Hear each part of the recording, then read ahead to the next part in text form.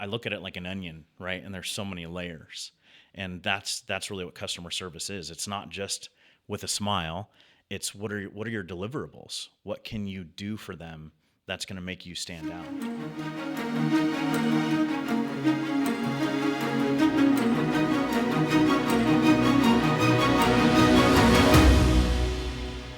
Welcome to Shaping the Basin. I am here today with Derek Porter from Holiday Jewelry. Thanks for being with us. Absolutely. I am excited. You've been with Holiday Jewelry for how long? So 23 years. Dang. Yeah. And now you're the owner. Yes. Yeah. That's exciting. How crazy is that? That is, that's crazy. 23 years ago, did you have any idea that would be what happened? I never would have thought. Yeah. I mean, I knew that I loved the business. Mm-hmm. You know, I fell in love with, my mom always told me that I was going to work with people, and we'd go to grocery shopping and I'd disappear, and she's panicking, right? As a mom, you're like, where's my kid? And I'm in the next aisle talking to a stranger. Mm-hmm. And so she had told me that for many years that I would do something interacting with the public. Mm-hmm. Yeah. That is a cool thing to say, because I think my first thought was you were going to say you liked pretty things and working with jewelry, but it's that people connection. Absolutely. It sounds like. Absolutely. Talk to me a little bit about that. What's really cool about the jewelry business is we get to be a part of their life. You know, we get to be, you and I were just talking about your grandmother's pearls and what we got to do with that and how sentimental that is. And so we kind of become part of their story.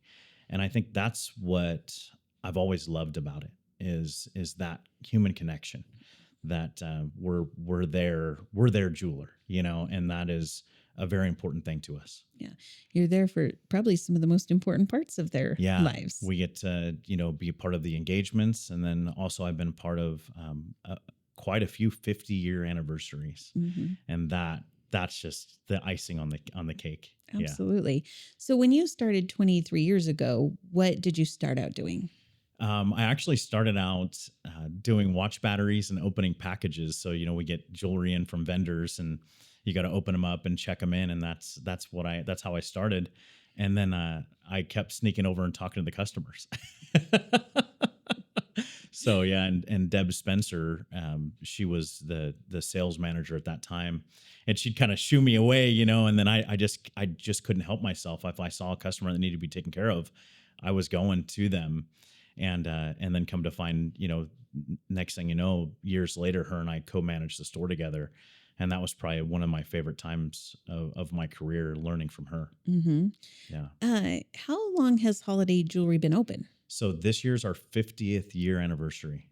Well, you know, congratulations. Yeah, it's such an honor to be a part of. Mm-hmm. You know, some people have asked me, are you going to change the name?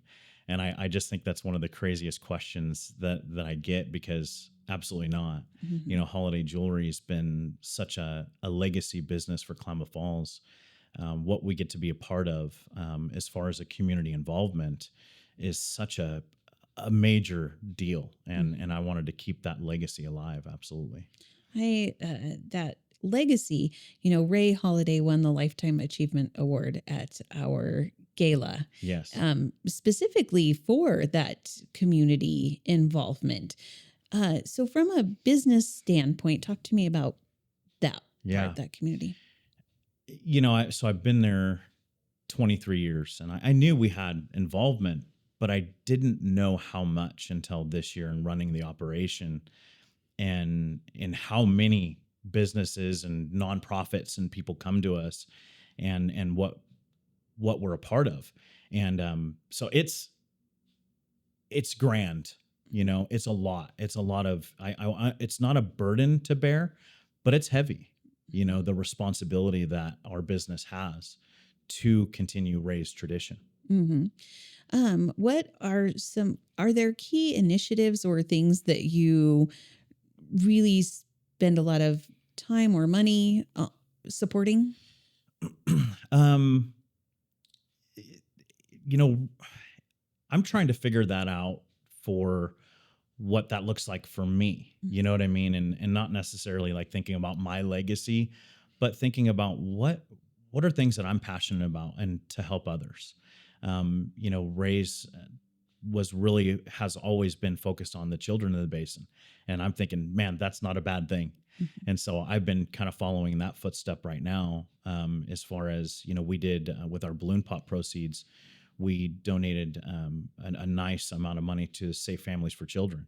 And that was just such an awesome thing to do, to be able to hand that check over and know that it's going to go and help children to essentially stay out of the foster system. Mhm. So, helping kids isn't a bad thing. And so I think that's one of the things I will continue to prioritize. Absolutely. Sure.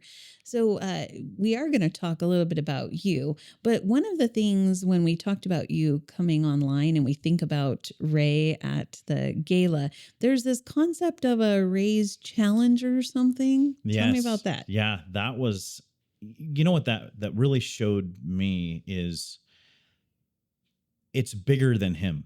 You know what I mean? It's bigger than me, that support. And that was the challenge that he, to tons of the business leaders in Klamath Falls, is to get involved, not just necessarily with finances, but with boots on the ground. And that's the one thing that I've always been able to help him, as far as from, like, I want to say, like, underneath or behind the scenes, that he was able to go and do. And so now I'm trying to figure out, how can I get my boots on the ground? And so that's his challenge, is for us to get involved. Every single one of us, if it's an hour a month, if it's an hour a week, it's what you can do. And you're going to make a big difference if you do that. Mhm. So I'm trying to figure out what that looks like, and not just from a monetary standpoint, but from what can I be involved in? Mhm. Yeah. We get a lot of questions here at the chamber where people are like, I want to do something. What can I do? Do you have a tips for somebody who's trying to figure it out? Oh goodness. As I said, I'm trying to figure it out too. But Jamie Norton, she's our general manager. We've been bouncing around ideas like, can we get involved in making lunches, for the summer lunch program? Like, can we do that? We're bouncing around ideas, Safe Families for Children. You can do a mentorship, to where you can actually help a child in need. And that's the one thing that I'm getting ready to get my boots on the ground with, is becoming a mentor. But I'm sure you're a better resource, to find out what you can do and how you can get involved. And that's how it starts, right? Is just to ask Mhm. and then do. Yeah. Well, thinking about you're the new owner, there's this fantastic legacy at Holiday Jewelry. Um, what has been the biggest learning curve? So you've done a lot of the jobs, but now you're the owner. What's been the struggle? I'm learning every day. I remember Ray and I talking, and he goes, well, you may not know much, but you're going to learn. And that really stuck with me. So every day is a new challenge. We had to navigate through the tariffs. You've been hearing about that, and, where our jewelry comes from, and how other jewelers. And so I just started reaching out to people, and, so basically every day is just a new problem to solve. And, somebody's going to know more than you. And that's where I like to kind of just start gleaning and start asking questions. And then you can kind of decide how you want to go about it. Mhm. And so, yeah, every day is a new challenge, and I'm learning so much. I'm learning things I never would have thought. And it's a blast. Mhm. It's a total blast. And to be honest, you have to have a great team around you. Mhm. Somebody had asked, who does Derek's marketing? And that's and her name is Aurora Simpson, and she does just a fantastic job. And again, that frees me up to do different things. And then we have our own shop, and so I don't know how to do the jewelry work, right? So I don't have to do that, but we have that certain standard of quality. So it takes, that saying, it takes a village. That's really what Holiday Jewelry is. It takes all of us to continue this legacy and to work as hard as we can. And we're all learning along the way. Mhm. Is there something that's been really fun to learn as the owner that you've really enjoyed? Oh, honestly, it's learning people. It's learning the management. It's learning that, you are ultimately responsible for 11 families. And so learning how to take care of them in different ways and learning how to communicate. That's been a lot of fun. Yeah, I would say that's probably the most fun. There's things that I do that aren't that fun. You know what I mean? Tell me about those. What have you hated learning? Well, I mean, Ray a long time ago threw me into radio, and I was so nervous. I couldn't even. I mean, I'm like, I don't know how to write a radio ad. I don't know what to do. And now, I didn't necessarily like learning that, but now it's really become kind of a part of this whole train. The radio is super important, Yeah. and so I've been able to do that, and then learning like working with Aurora and the billboard placement and how Ray did it, how clean the advertising is, and what the important messages are, and how to do that. So I'm learning that all the time, and I mess that up too. Yeah. You this might be a better question if I ever had Aurora on, but you might know it. Several years ago at a workshop, I think Ray was talking, and he talked a little bit about the marketing and how Holiday has always set them apart in their marketing. Do you know what I'm talking about? I do. Yeah. Share that. Yeah. I mean, it's interesting in talking to Ray and then also talking to Aurora, and a lot of people can do billboards. Everybody, you can pay the money and slap something up there, but it's the intention behind it. Ray would always call it painting a picture. And so what do we want our customers to see? What message do we want? And how simple can you make it? Mm-hmm. And it's a lot more challenging than you might think. Yeah. No, I think all marketing and advertising has to tell a story of some kind. And how do you do that? Is there a billboard you guys did that really stands out to you as amazing? I love them all. I mean, honestly, and we get people saying that all the time. Like, we love your billboards, Mm-hmm. but Aurora, like, I mean, she does the graphic art. I mean, she does the whole kit and caboodle. So, I mean, literally everything that she does, in my opinion, is stunning. Mm-hmm. And I'm not just being biased. Like, Yeah. there's not one that I have that's my favorite, Mm-hmm. but there's a lot of them that I'm proud of. Yeah. That I get to be a part of that. Sure. When you're looking at when you've purchased a business that's been around a long time, you're obviously going to want to put your own spin on it. But what things are you like, I am keeping this part of this business and it's never going to change? Oh, man, that's a great question. Honestly, it is the old school customer service. That is, you've been shopping all over the place, right? And you're looking around for people. There's nobody there to help you, or you're an inconvenience to them.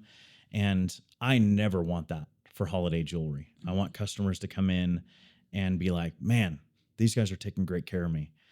That's really what I want to keep the same, and I will keep the same, is we're going to take care of our customers in the very best way possible. Mm-hmm.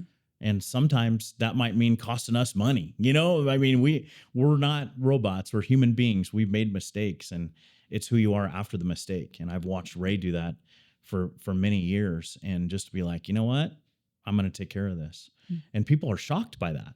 They're like, wait, what? How you're going to do what? No, I'm going to make this right for you. Yeah. And I think that's the main thing I'm keeping, Mm-hmm. is if we don't have customers, we have nothing. Yeah. I am in customer service. A lot of people think that customer service is just being friendly, but it's way more than that. What do you think makes great customer service, standout customer service? It's definitely professionalism. It's being a master of your business, of your products, of your services. It's training. We focus so much on training, because that is, I look at it like an onion, right? And there's so many layers, and that's really what customer service is. It's not just with a smile. It's what are your deliverables? What can you do for them that's going to make you stand out? And that's what we focus on. And so it's an effort every that was like a bird hitting the window. Oh, I think. that was. But yeah, it's training, it's understanding the market and delivering.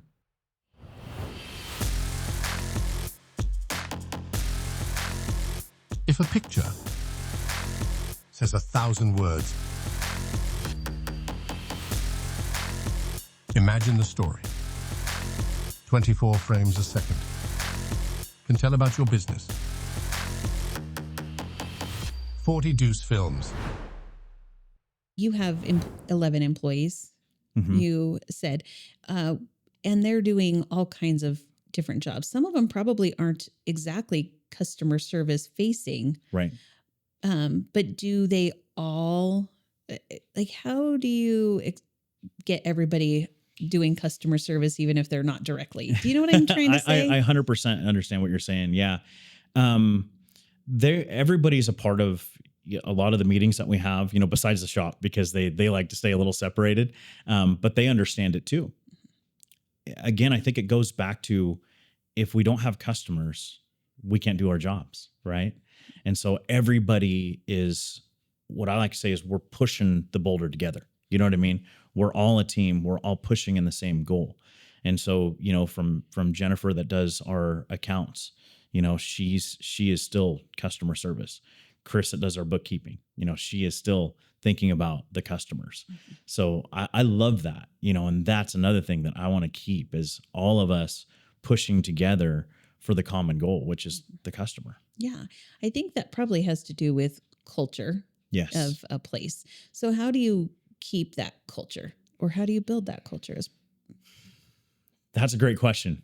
Yeah, that's something that we think about all the time. If we see, say somebody's struggling, somebody has something going on in their personal life, that can affect things.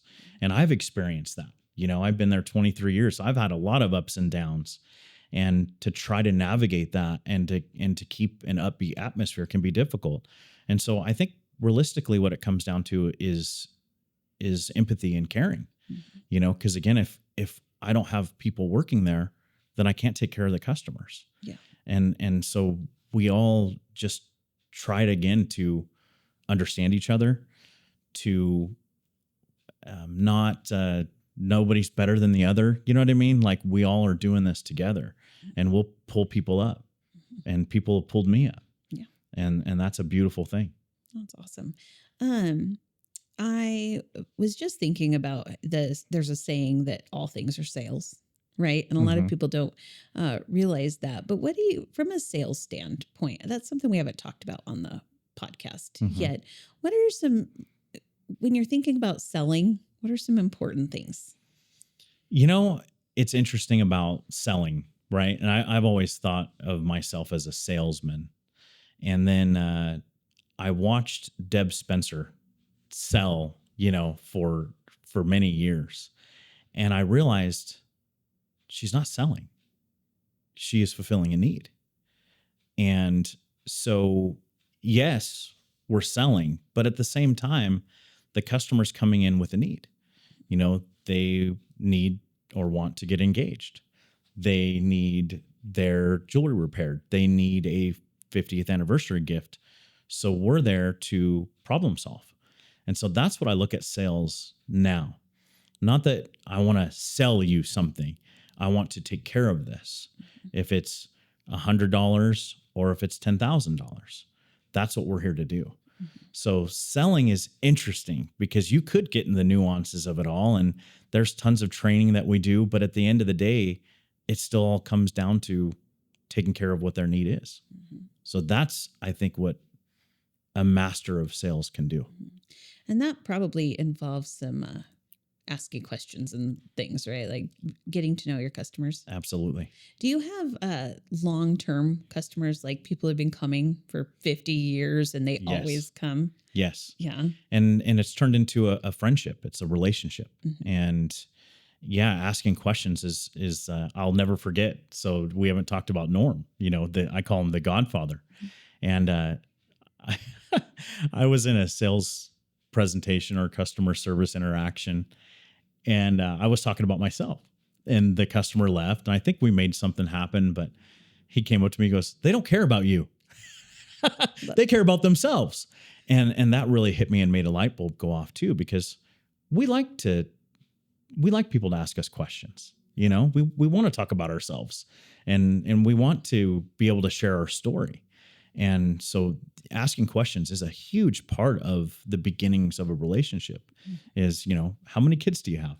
What do you do for work? What do you like to do for fun? And then next thing you know, they start talking about what they like to do. And then you can find commonality with it. You're like, oh, I hike too. And I like that. Have you hiked over here? And next thing you know, you're just chit chatting and you forgot even what you're doing, and then all of a sudden they hand the credit card over and they thank you for it. And I thank them. And it's like, this was awesome. And then we do it again and we just continue to win together. I like that. Yeah.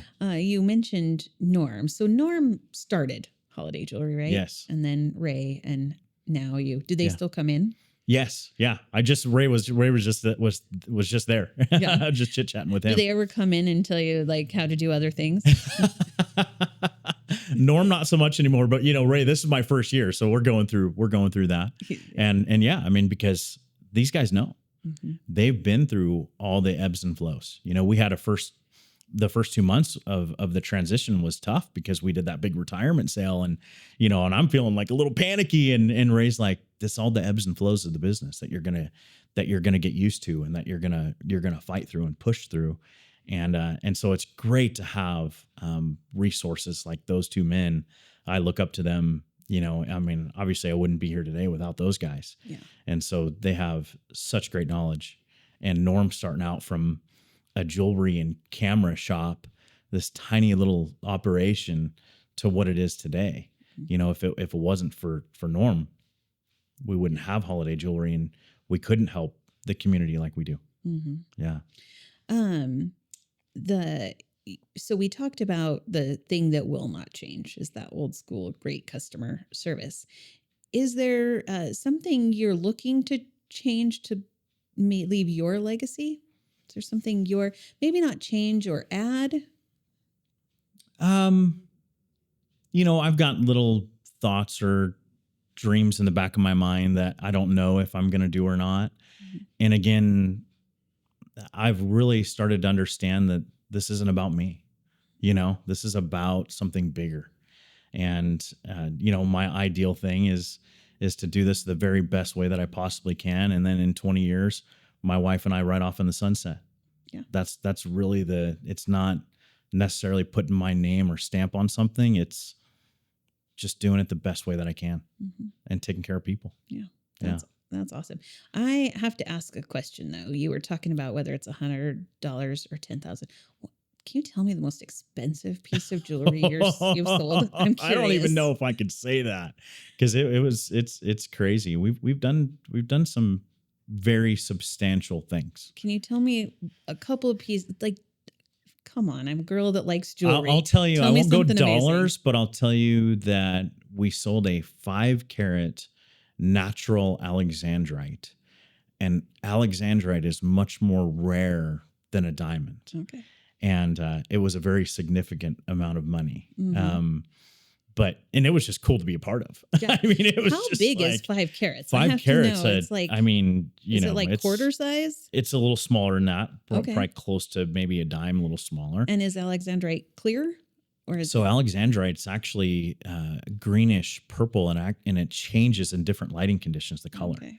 So a really good one will change like bright green and then back to purple and extremely rare. Mm-hmm. So that was a fun one to be a part of. That was it in a necklace or a ring? It was in a ring. Okay. Yeah.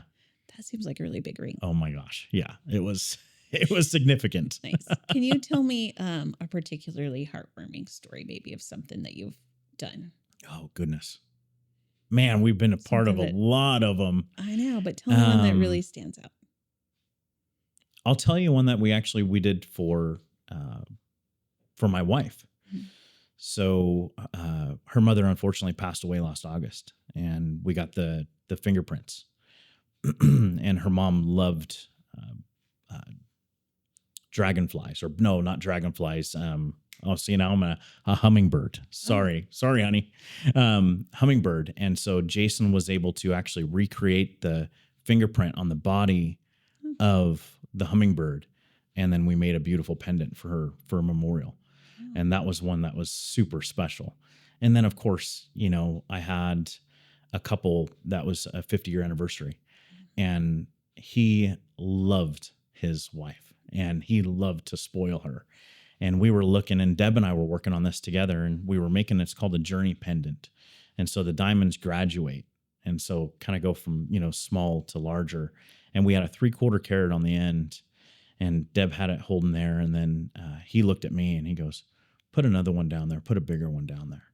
And she looked at him and was like, I can't believe you're doing this. And he goes, I love you.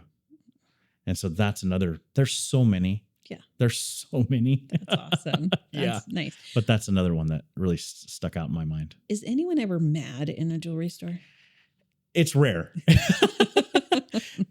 Sometimes what happens is that maybe the guy's in the doghouse a little bit and he's like trying to bring her in the jewelry store and she ain't having it. That's awkward. Mm-hmm. I can imagine that. That's happened many times. I'm like, it? and I'm looking at the dude like, this ain't working, man. You have to go bigger diamond. Yeah. 5 carat Alexandrite. Yeah, we need an Alex in the equation. That's funny. Yeah. So you mentioned a couple of times 50-year anniversaries, and you've talked about relationships. Is there something, when I think about people that have made it to 50 years, is there something they all have in common? Have you learned something? Something I would have to eye-opening say, about people that make it 50 years? I've asked, because I've always been very curious, and a lot of it's forgiveness, and a lot of it is staying friends. And that's another big one that I've been learning is to be friends, because what else do you have? Yeah. I love that. Thank you for your time. Absolutely. And thank you for stepping in and keeping holiday jewelry going. Yes. I have 3 fun questions at the end. So if I handed you $250,000 to make a difference by the end of the day, what would you do with it? Whoa. Wow. $250,000 to make a difference. I would probably have to reach out to some people to see what organization really needs some help and how far we can make that go. What can you do with it to really make an impact? So I think I would have to do some research. I couldn't just run. So I would make some calls and then I would make a move from there. Nice. Yeah. Do you have a role model? Oh man. Ray's definitely a major role model for me. Yeah. My dad, so I have 2 dads. I have a stepdad and I have my biological dad, and both my dads. I watched my dad, Mike, work 2 jobs. He'd install carpet and then he would clean be a janitorial service at KU, just to provide for our family. My dad, Scott, he worked in the prison system as a guard and worked all the way up to warden's assistant.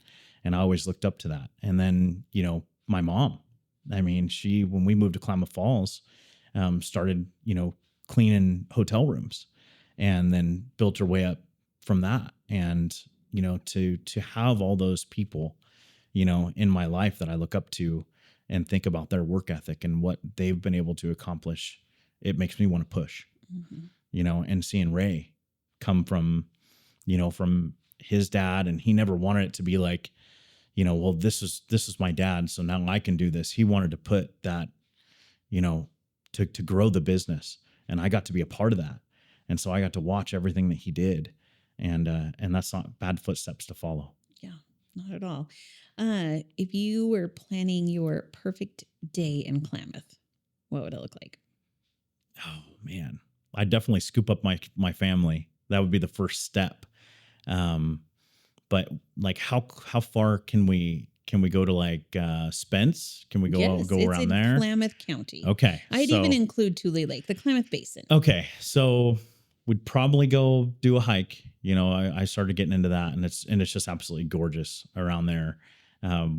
We like to go, and honestly, for my wife and I, we like to just lay at the park. You know what I mean? Put a blanket down and just lay there and just talk maybe about our dreams and our future. So I think it'd just be with the family, and then probably end up at what is it? El Tío Chuy. That's a great Mexican restaurant that we like. So I think we'd end up there at the end. Okay. Yeah. That sounds like a pretty good day. Yeah. Thank you for your time Thank today. you. Thanks for coming in. Absolutely. And thanks for all you do. And thank you to our sponsor, 40 Deuce Films. We'll see you next time.